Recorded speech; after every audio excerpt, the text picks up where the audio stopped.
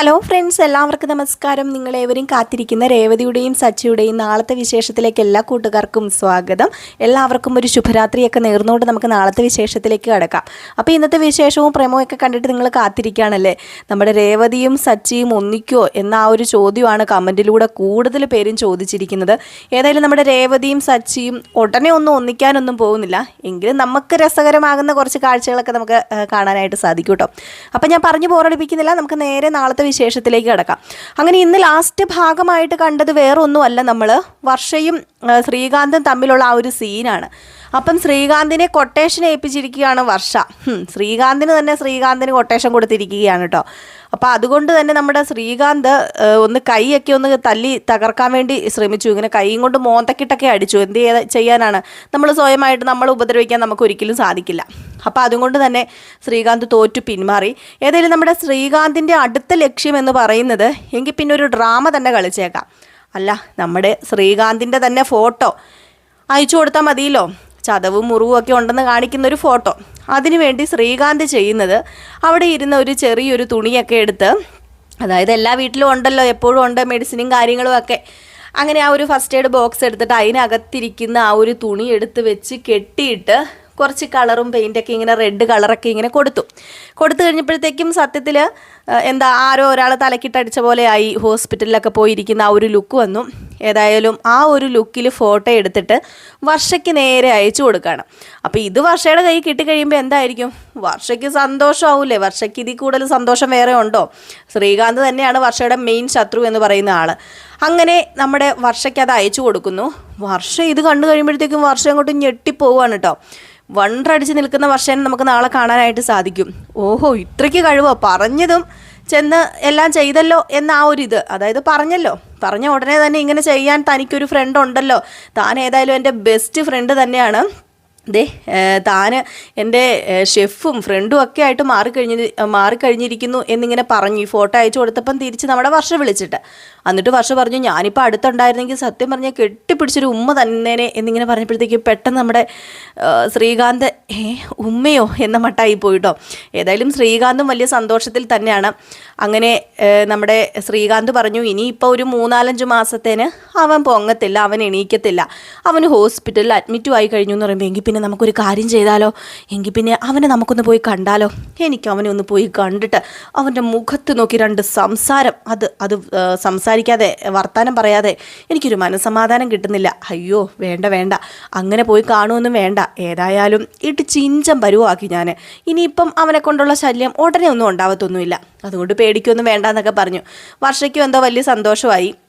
വർഷ phone വെച്ച് കഴിഞ്ഞപ്പോഴത്തേക്ക് നമ്മുടെ ശ്രീകാന്ത് ആയിക്കോട്ടെ വല്ലാത്തൊരു ഇതിൽ നിൽക്കുക. എൻ്റെ ഈശ്വര, ഇത് വലിയൊരു ഡ്രാമയാണല്ലോ, ഇത് വല്ലതും പൊക്കിക്കഴിഞ്ഞിട്ടുണ്ടെങ്കിൽ എങ്കിലും അവൾ ഇത്രയ്ക്ക് അഹങ്കാരിയാണോ?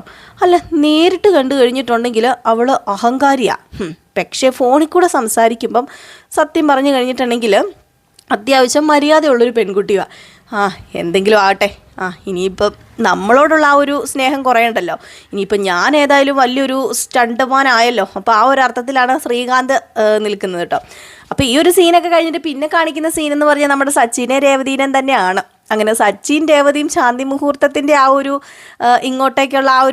അങ്ങോട്ടേക്കുള്ള ഇതിലാണല്ലോ. സച്ചി രേവതി മാത്രമല്ല, അച്ചമ്മയാണെങ്കിൽ അവിടെ എല്ലാം വൃത്തിയാക്കി പിറക്കി നല്ല സെറ്റപ്പാക്കി ഇടുകയാണ് കേട്ടോ.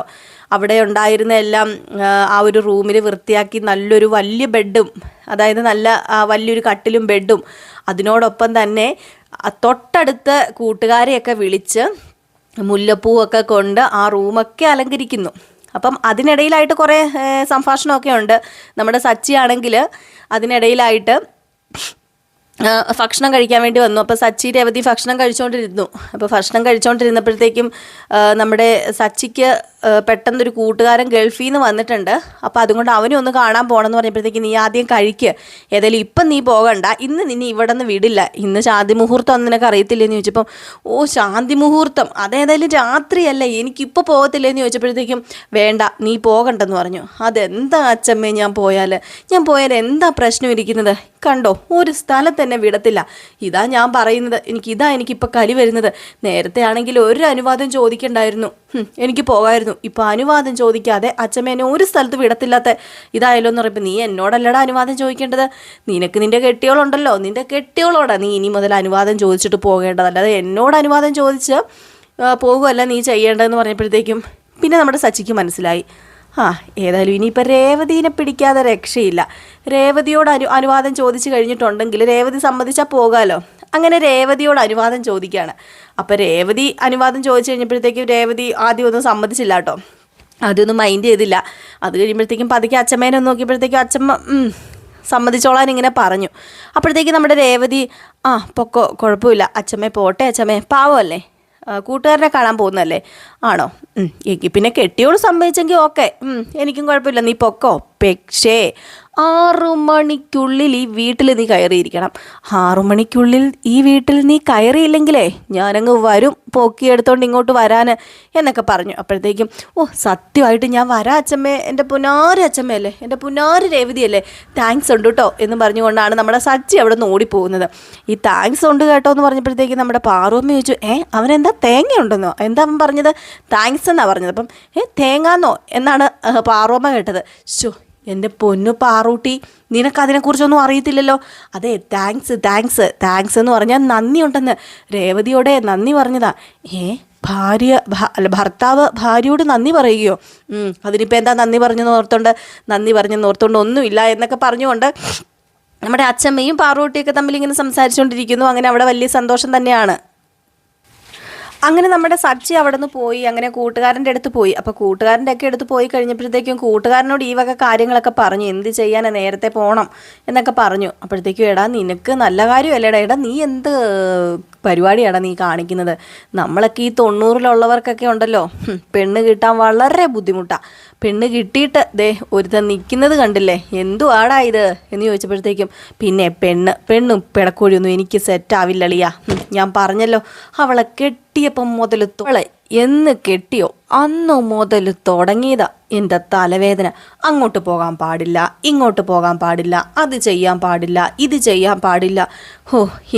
എനിക്കിത് വല്ലാത്ത വീർപ്പുമുട്ട് തന്നെയായിരുന്നു ഇങ്ങനെ പറഞ്ഞപ്പോഴത്തേക്കും എടാ അതൊക്കെ ഒരു രസമല്ലേടാ, കുടുംബവും കുട്ടികളും.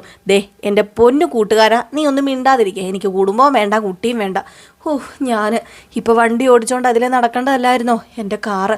അയ്യോ, ഞാൻ ഇപ്പോഴാടാ ഓർത്തത്, എൻ്റെ വണ്ടി CC അടയ്ക്കുന്നുണ്ടോ എന്ന് പോലും അറിയില്ല. അവനാണെങ്കിൽ വിളിക്കാറുമില്ല, ഒന്ന് വിളിച്ച് നോക്കട്ടെ എന്ന് പറഞ്ഞ് കൂട്ടുകാരനെ ആ ഒരു ടൈമിലാണ് നമ്മുടെ സച്ചിക്ക് വിളിക്കാൻ തോന്നിയത്. ഇങ്ങനെ സച്ചി കൂട്ടുകാരനെ വിളിച്ചപ്പം കൂട്ടുകാരനെ എന്താടാ വിളിച്ചതെന്ന് ചോദിച്ചപ്പോഴത്തേക്കും അല്ല നീ എന്താടാ ഇങ്ങോട്ട് വിളിക്കാത്തത് ഇതുവരെ, കാറ് എന്തിയേ? അയ്യോ എടാ ഞാൻ വിളിക്കാത്ത വേറൊന്നുകൊണ്ടും അല്ല, എൻ്റെ പൊന്ന് സച്ചി ഓട്ടം വന്നിട്ട് ഇവിടെ നിലത്ത് നിൽക്കാൻ നേരമില്ല. രാവിലെയും ഓടും വൈകിട്ട് ഓടും, അറിയാലോ എൻ്റെ അവസ്ഥ. പിന്നെ CC ഒക്കെ കറക്റ്റായിട്ട് ഞാൻ അടച്ചിട്ടുണ്ട്, നീ വിഷമിക്കൊന്നും വേണ്ട, നീ ഇപ്പം അവിടുത്തെ കാര്യങ്ങൾ സെറ്റാക്കാൻ നോക്ക്. ഹണിമൂണൊക്കെ അടിച്ചു പൊളിക്കടാന്ന് പറഞ്ഞപ്പോഴത്തേക്കും മിണ്ടരുത്, ഹണിമൂണ് മനുഷ്യൻ്റെ വണ്ടിയും കളഞ്ഞിട്ടല്ലേ ഹണിമൂണ്, ഏതായാലും ഞാൻ ഉടനെ തന്നെ അങ്ങോട്ട് വരും എന്നിങ്ങനെ പറഞ്ഞപ്പം നീ ഇപ്പോൾ ഉടനെ വന്നില്ലെങ്കിലും കുഴപ്പമൊന്നുമില്ല. അല്ല ഞാനേ നിൻ്റെ അച്ഛനെ കണ്ടായിരുന്നു, അച്ഛനെ കണ്ട് എവിടെയോ പോകുക എന്നൊക്കെ ഇങ്ങനെ പറയുന്നത് കേട്ടത്. ഏതായാലും കഴിഞ്ഞ ദിവസം ഞാൻ കണ്ടു, ഞാൻ കൊണ്ടുവിടണമെന്ന് ചോദിച്ചപ്പോൾ വേണ്ട ഓട്ടോ ഉണ്ടല്ലോ അതുകൊണ്ട് കൊണ്ടുവിടണ്ടെന്ന് പറഞ്ഞു. നിൻ്റെ അമ്മയും പോകാമെന്ന് തോന്നുന്നു, നിൻ്റെ അമ്മയുടെ വീട്ടിലെങ്ങാണ്ട് നിൻ്റെ ചേട്ടൻ്റെ കല്യാണം വിളിക്കാൻ പോകാമെന്ന് തോന്നുന്നതെന്നൊക്കെ ഇങ്ങനെ പറഞ്ഞു. ആണോ, എങ്കിൽ ശരിടാ മച്ചാനെ വെച്ചേരെന്നൊക്കെ പറഞ്ഞ് നമ്മുടെ സച്ചി ഫോൺ കട്ട് ചെയ്തു. ഫോണൊക്കെ കട്ട് ചെയ്ത് ഏതായാലും സച്ചി തിരിച്ച് വീട്ടിലേക്ക് പോകാൻ വേണ്ടി തുടങ്ങുകയാണ് കേട്ടോ. അപ്പോൾ ഇതിനു മുമ്പായിട്ട് തന്നെ നമ്മുടെ രേവതി പല സ്വപ്നങ്ങളൊക്കെ കാണാൻ തുടങ്ങിയിട്ട്. അപ്പോൾ രേവതി ഇങ്ങനെ കുളിക്കാതെയൊക്കെയാണ് നിൽക്കുന്നത്. അപ്പം കുളിക്കാതെ രാവിലെ കുളിച്ചു, അതുകൊണ്ട് വൈകിട്ട് കുളിക്കണ്ടല്ലോ എന്ന് ഓർത്തിങ്ങനെ നിന്നപ്പോഴത്തേക്കും അച്ഛമ്മ പറഞ്ഞു, എന്താ മോളെ നീ ഇവിടെ നിൽക്കുന്നത്, നീ ഒരു കാര്യം ചെയ്യേ, ഇങ്ങനെ നിന്നാൽ പോരാ, പോയി കുളിക്കാൻ പറഞ്ഞു. അതെന്തിനാ അച്ഛമ്മ, ഞാൻ ഇനി കുളിക്കണമെന്ന്, ഞാൻ കുളിച്ചതല്ലായിരുന്നോ, ഞാൻ രാവിലെ കുളിച്ചിട്ടല്ലേ അമ്പലത്തിൽ പോയത്. ഇവളോട് പറഞ്ഞാൽ മനസ്സിലാവില്ലല്ലോ, നീ അവനെക്കാളും പൊട്ടിയാകാൻ നോക്കരുതേ, നീ ഇപ്പോൾ പോയി കുളിക്കുക, ഇന്ന് ശാന്തി മുഹൂർത്തമല്ലേ, അതുമല്ല ഈ ചൂടത്ത് കുളിക്കണം, അതുമല്ല ഇനിയിപ്പം വിളക്കൊക്കെ കത്തിക്കാനുണ്ട്, അതുകൊണ്ട് മോള് ചെല്ല് എന്നിങ്ങനെ പറഞ്ഞപ്പം നമ്മുടെ രേവതി പറഞ്ഞു, അല്ല ഇതൊക്കെ വേണോ അച്ഛമ്മേ, ഇതിൻ്റെയൊക്കെ കാര്യമുണ്ടോ, ഒരു ദിവസം ഇങ്ങനെയൊക്കെ ചെയ്തതാ, അപ്പം പിന്നെ ഇനിയിപ്പോൾ ഇതിൻ്റെ കാര്യമുണ്ടോ, ഈ ആദ്യരാത്രി എന്നൊക്കെ പറയുന്നത് വിവാഹം കഴിഞ്ഞല്ലേ, ഇതിപ്പോൾ ഇത്രയും സമയമായിട്ട് അതൊന്നും സാരമില്ല. പണ്ടൊക്കെ ഇങ്ങനെയായിരുന്നു, കല്യാണം കഴിഞ്ഞ് ചിലപ്പം ആദ്യരാത്രി ഒന്നും കാണില്ല. ഈ ശാന്തി മുഹൂർത്തം എന്ന് പറയുന്നത് അത് നല്ല സമയത്ത് തന്നെ വേണം, എങ്കിലാണ് നമുക്ക് നല്ല സന്താനങ്ങളൊക്കെ ഉണ്ടാവത്തുള്ളൂ. അതുകൊണ്ട് മോളൊരു കാര്യം ചെയ്യുക, ഈ അച്ചമ്മ പറയുന്നത് പോലെ കേൾക്കാൻ പറയുമ്പം ആ ശരി അച്ചമ്മേ എന്ന് പറഞ്ഞുകൊണ്ട് നമ്മുടെ രേവതി കുളിക്കാനൊക്കെ പോയി. അതിൽ രേവതി കുളിച്ച് സുന്ദരിയായിട്ടൊക്കെ വന്നപ്പോഴത്തേക്കും പൂവും കാര്യങ്ങളും മധുര പലഹാരങ്ങളും അതുപോലെ തന്നെ ഫ്രൂട്ട്സൊക്കെ കൊണ്ടുവന്ന് പാറൂട്ടിയമ്മ ഇങ്ങനെ വെച്ചു. അപ്പോൾ പാറൂട്ടിയമ്മ ഇതൊക്കെ കൊണ്ടുവന്ന് വെച്ചു. പിന്നെ തൊട്ടടുത്ത് കുറച്ച് പേരൊക്കെ വന്നിട്ടുണ്ടല്ലോ, അവർക്ക് ഇങ്ങനെ ഓരോ പഴങ്കഥകളും അവരുടെ ആ ഒരു വിവാഹ സമയത്തെ കാര്യങ്ങളൊക്കെ അങ്ങോട്ട് പരസ്പരം പറഞ്ഞുകൊണ്ടൊക്കെ ഇരിക്കുകയും ചിരിക്കുകയൊക്കെ ചെയ്യുകയാണ്. കുറച്ച് കഴിഞ്ഞ് നമ്മുടെ രേവതി വന്നു കഴിഞ്ഞപ്പോഴത്തേക്കും മണിയറയൊക്കെ ഒരുക്കി നല്ല സെറ്റപ്പാക്കി വെച്ചിരിക്കുന്നു. അങ്ങ് വണ്ടറടിച്ചു പോയി രേവതി അതിങ്ങനെ ആസ്വദിച്ച് ഇങ്ങനെ ഇരിക്കുകയാണ്. രേവതിക്ക് വല്ലാത്തൊരു എക്സൈറ്റ്മെൻ്റ് ആയിപ്പോയിട്ടോ. കാരണം രേവതി അപ്പോൾ ഓർക്കുന്ന കുറച്ച് രംഗങ്ങളാണ് നമ്മൾ ഇന്നലത്തെ പ്രമോയിൽ നമ്മൾ കണ്ടായിരുന്നല്ലോ. അതായത് സച്ചിൻ രേവതിയും കെട്ടിപ്പിടിച്ച് നിൽക്കുന്നതുമൊക്കെ. അപ്പം അതെന്ന് പറയുന്നത് ആ ഒരു ടൈം, ആ ഒരു മണിയറയൊക്കെ അലങ്കരിച്ച് കഴിഞ്ഞപ്പോൾ നമ്മുടെ രേവതി ഇങ്ങനെ ഓർക്കുകയാണ്, സങ്കല്പിക്കുന്ന കാര്യങ്ങളൊക്കെയാണ് കേട്ടോ. ഒരിക്കലും സച്ചി വന്ന രേവതിനെ കെട്ടിപ്പിടിക്കാനൊന്നും പോകുന്നില്ല, അതൊന്നും നടക്കാനേ പോകുന്നില്ല. ഇതൊക്കെ അച്ചമ്മ വെറുതെ എല്ലാ കാര്യങ്ങളും ചെയ്യുന്നതാണ്. അച്ചമ്മ എവിടെ നിന്നറിയുന്ന, അവർ റൂമിനകത്ത് കയറി കഴിഞ്ഞിട്ടുണ്ടെങ്കിൽ രണ്ടും രണ്ട് വഴിക്ക്. നമ്മുടെ രേവതിക്ക് പിന്നെയും മനസ്സുണ്ട് കേട്ടോ, സച്ചിനെ ഇഷ്ടമുണ്ട്. പക്ഷെ എന്ത് ചെയ്യാനാണ്, സച്ചി എന്താ പറയുക, എല്ലാവരും കമൻറ്റിൽ പറയുന്ന പോലെ പൊട്ടനായി പോയെന്ന് തോന്നുന്നു. അല്ലാതെ പിന്നെ സച്ചി ഈ പ്രായത്തിലുള്ള ചെറുക്കന്മാരൊക്കെ ഇങ്ങനെയൊക്കെ ചെയ്യുമോ ആരെങ്കിലുമൊക്കെ. ഏതെങ്കിലും കഥയാണ്, കഥയിൽ ചോദ്യമില്ല, അപ്പം നമുക്ക് കാണുക ആസ്വദിക്കുക, അതല്ലേ വേണ്ടത്. അപ്പോൾ ആ ഒരു സീനൊക്കെ ഉണ്ട്. പിന്നെ കാണിക്കുന്ന ഒരു സീൻ എന്ന് പറഞ്ഞാൽ നമ്മുടെ ചന്ദ്രയും രവീന്ദ്രനും കൂടെ നേരെ പോവുകയാണ് നമ്മുടെ ചന്ദ്രയുടെ വീട്ടുകാരെയൊക്കെ വിളിക്കാൻ. അപ്പോൾ അവിടെ വീട്ടിൽ കുറച്ച് സംഭാഷണവും, നമ്മുടെ രവീന്ദ്രൻ ചന്ദ്രയുടെ വീട്ടുകാരെ ഇങ്ങനെ ഓരോ കാര്യങ്ങളൊക്കെ ഇങ്ങനെ കുറ്റവും കുറവുകളൊക്കെ പറയുമല്ലോ, സ്വാഭാവികം, കുടുംബത്തിൽ നടക്കുന്ന കാര്യങ്ങളൊക്കെ ആണല്ലോ. അപ്പോൾ അങ്ങനെ കുറ്റവും കുറവുമൊക്കെ പറയുകയും ചന്ദ്രയ്ക്ക് അത് സഹിക്കാതെ ചന്ദ്ര അങ്ങോട്ട് എൻ്റെ വീട്ടുകാർക്ക് എന്താ കുഴപ്പം, എൻ്റെ വീട്ടുകാർക്ക് എല്ലാവർക്കും വിദ്യാഭ്യാസവും വിവരമൊക്കെ ഉള്ളതാണ്, നിങ്ങളെപ്പോലെ അല്ല എന്നൊക്കെ ഇങ്ങനെ പറഞ്ഞ് തർക്കിച്ചുകൊണ്ടിരിക്കുന്നു. അവർ വിവാഹം ക്ഷണിക്കാൻ വേണ്ടി പോകുന്നു. ഇതിനിടയിലായിട്ട് അച്ചമ്മ വിളിക്കുന്നുണ്ട്. അച്ചമ്മ വിളിച്ചിട്ട് കാര്യങ്ങളൊക്കെ പറയുന്നുണ്ട്. ഇവിടെ ശാന്തി മുഹൂർത്തമാണിന്ന്. ഏതായാലും ഇനി അവർ നമ്മൾ വിചാരിക്കുന്ന പോലെ രണ്ടായിട്ടൊന്നും അല്ല, ഇനിയിപ്പോൾ ഒന്നാകാൻ പോവാന്നൊക്കെ പറഞ്ഞ് അച്ചമ്മ വിളിച്ച് സംസാരിക്കുന്നു. രവീന്ദ്രനും വലിയ സന്തോഷമൊക്കെ ആവുന്നു. അപ്പോൾ ഇതൊക്കെ കോർത്തിണക്കിക്കൊണ്ടൊരു അടിപൊളി വിശേഷം തന്നെയാണ് നമ്മൾ നാളെ കാണാൻ പോകുന്നത് കേട്ടോ.